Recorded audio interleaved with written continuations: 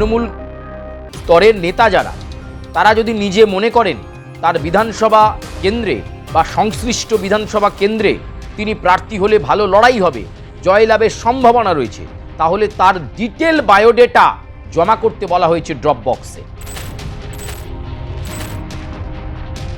তৃণমূলের রানিং বিধায়ক রয়েছেন এমন প্রায় 50 জন, সংখ্যাটা কম নয়, প্রায় 50 জন রানিং বিধায়ক এবারে কিন্তু নির্বাচনের টিকিট পাচ্ছেন না। আমি শুধু আমার নাম আর সংশ্লিষ্ট বিধানসভা থেকে দাঁড়াতে চাই বলে ফেলে দিলাম, সেটা হবে না। বায়োডেটাটা কিভাবে আপনারা তৈরি করবেন সেটা খুব গুরুত্বপূর্ণ।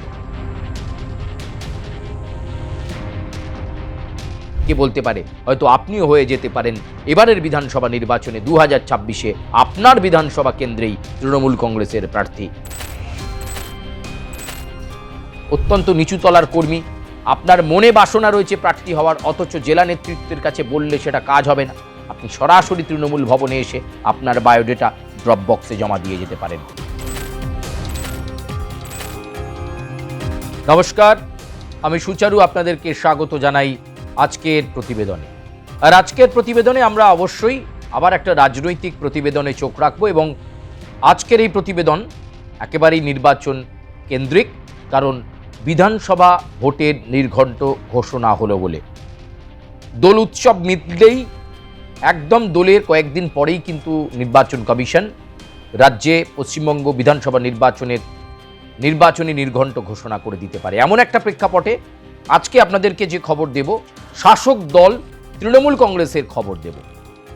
আপনারা সকলেই জানেন যে শাসক দল এই মুহূর্তে তাদের প্রস্তুতি একেবারে চূড়ান্ত পর্যায়ে রেখেছে, এবং তৃণমূল কংগ্রেস এবার অনেক বেশি আশাবাদী যে প্রত্যেকবারের মতো এবারও তারা একক সংখ্যাগরিষ্ঠতা নিয়ে রাজ্যে তৃণমূল কংগ্রেস সরকার গড়তে চলেছে। কিন্তু কোনোভাবেই সাংগঠনিক কোনো ফাঁক না থাকে, সাংগঠনিক কোনো দুর্বলতা যাতে না থাকে, তার জন্য ইতিমধ্যেই দলনেত্রী তথা তৃণমূল সুপ্রিমো মমতা বন্দ্যোপাধ্যায় বারে বারে কালীঘাটের বাড়িতে বৈঠক ডেকে পাঠাচ্ছেন। বিভিন্ন জেলা ধরে বৈঠক হচ্ছে, বিভিন্ন জেলার যারা সাংগঠনিক নেতা রয়েছেন তাদের সঙ্গে বৈঠক হচ্ছে। একদিকে যখন এই বৈঠক সাংগঠনিক দুর্বলতা যেখানে যেখানে রয়েছে সেটা মেটানোর চেষ্টা চলছে, একই সঙ্গে বিগত কয়েক বছর ধরে সরকারের উন্নয়নমূলক জিনিসগুলোকে প্রচারের সামনে আনতে বলা হচ্ছে।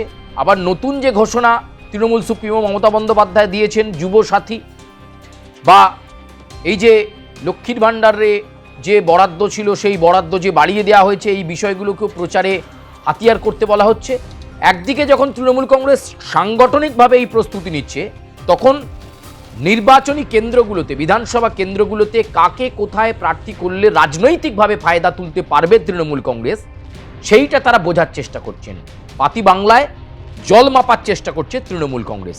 ইতিমধ্যেই আইপ্যাক তারা বিভিন্ন বিধানসভা কেন্দ্র ধরে 294টা বিধানসভা কেন্দ্রেরই রিপোর্ট তারা জমা করে দিয়েছে তৃণমূলের শীর্ষ নেতৃত্বের কাছে।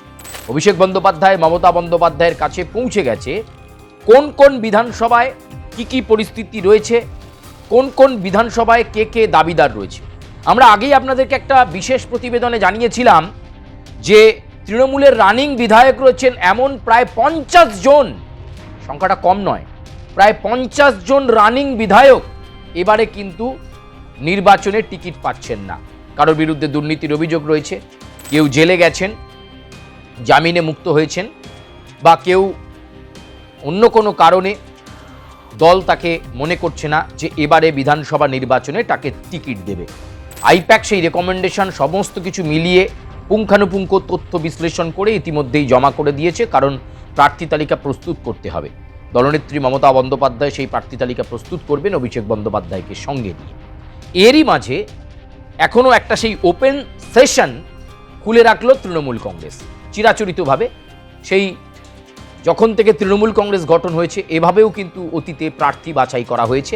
ড্রপ বক্স, নতুন তৃণমূল ভবনে ড্রপ বক্স খুলে দেওয়া হলো।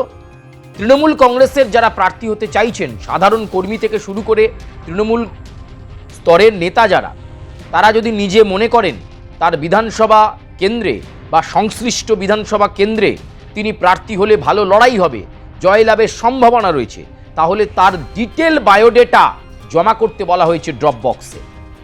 আগামী এক সপ্তাহের মধ্যে তৃণমূল ভবনে এসে এই ড্রপ বক্সে আপনার বায়োডেটাটা ফেলে যান, যদি আপনি মনে করেন আপনি তৃণমূল কংগ্রেসের প্রার্থী হবেন বা আপনি তৃণমূল কংগ্রেসের প্রার্থী হওয়ার যোগ্য। একদিকে আইপ্যাকের রেকমেন্ডেশন আর অন্যদিকে ড্রপ বক্সে থাকা সিভি বা বায়োডেটা, এই দুটোকে ব্যালেন্স করেই তৈরি হবে তৃণমূলের 2026-এর বিধানসভা ভোটের প্রার্থী তালিকা।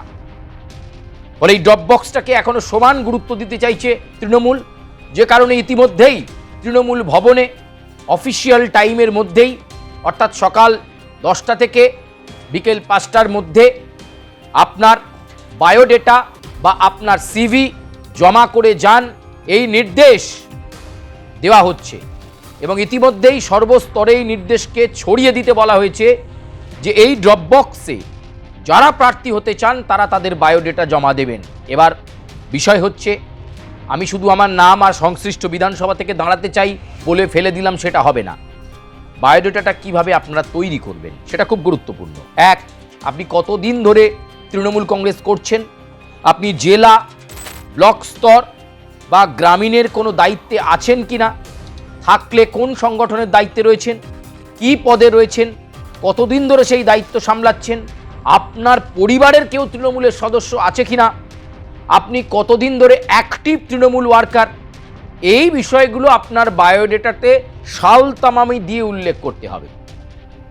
কত সাল থেকে কত সাল আপনি কোন পদে ছিলেন, কি দায়িত্ব সামলেছেন, এই বিষয়গুলো আপনাকে বায়োডেটাতে রাখতে হবে এবং রেখে সেটা আপনি তৃণমূল ভবনে, বাইপাসে যে তৃণমূল ভবন, সেই তৃণমূল ভবনে এসে ড্রপ বক্সে জমা করে দিন। ব্যাস, এবার আপনার ভাগ্য নির্ধারণ করবে তৃণমূল কংগ্রেসের কোর কমিটি, তৃণমূল কংগ্রেসের ইলেকশন ম্যানেজমেন্ট কমিটি, তারা ঠিক করবে আপনি প্রার্থী হবেন কি হবেন না।